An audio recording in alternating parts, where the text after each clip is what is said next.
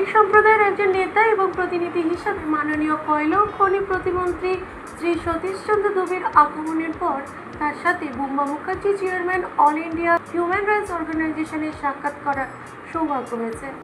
All India Human rights অর্গানাইজেশনের পরিশ্রমী, শ্রমশক্তি উন্নয়ন, কল্যাণ এবং সুরক্ষার উপর কেন্দ্রীভূত অর্থপূর্ণ সংলাপের এটি একটি উল্লেখযোগ্য সুযোগ ছিল। বিস্তারিত আলোচনার সময় Bumba Mukherjee all India Human rights অর্গানাইজেশনের শ্রমিকদের, বিশেষ করে কয়লা ও খনি খাতের কর্মরত শ্রমিকদের সাথে সম্পর্কিত বিভিন্ন গুরুত্বপূর্ণ বিষয় নিয়ে আলোচনা করেন।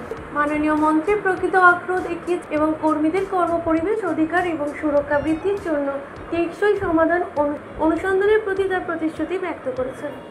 সাক্ষাতের অংশ হিসেবে Bumba Mukherjee, chairperson of All India Human Rights Organisation, তাকে NFITO মাসিক পত্রিকার সর্বশেষ সংস্করণ উপস্থাপন করার সৌভাগ্য পেয়েছে।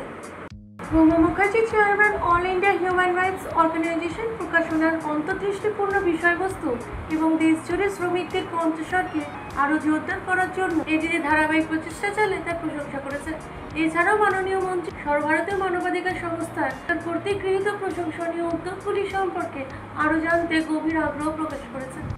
সামগ্রিকভাবে এই সভাটি ফলপ্রসূ এবং অনুপ্রেরণামূলক ছিল। এটি ভবিষ্যৎ সম্ভাব্য সহযোগিতা ভিত্তিক স্থাপন করেছে এবং আমাদের শ্রমিকদের জন্য ন্যায় বিচার, নিরাপত্তা এবং অগ্রগতি নিশ্চিত করার জন্য সম্মিলিত প্রচেষ্টার গুরুত্বকে আরও জোরদার করেছে।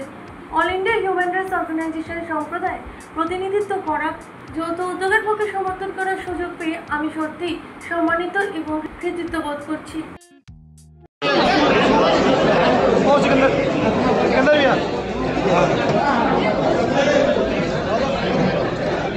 বাচ্চা